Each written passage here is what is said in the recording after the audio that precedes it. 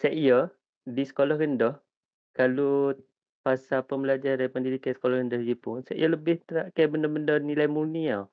Hmm. Banyak berbanding yang mata pelajaran, silibus ke apa.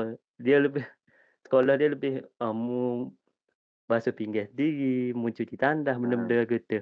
Beza pendidikan, taraf pendidikan awal tu pun dah berbeza. Sebab tu saya daripada budak sekolah rendah pun dah dapat dah kesedaran pasal kebersihan ni lah. Benda ni macam sebenarnya benda tu basic lah sebenarnya.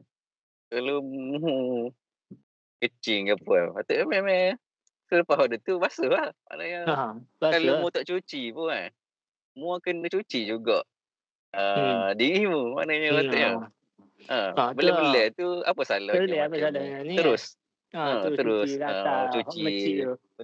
hok mecik tu ke apa lah. Benda tu basic Hmm, lah. Maknanya berat lah. Ni bukan kelas hmm. kedua dah bagi awak. Ni Benda baru ni kelas kelas ketiga, 3. keempat Hmm.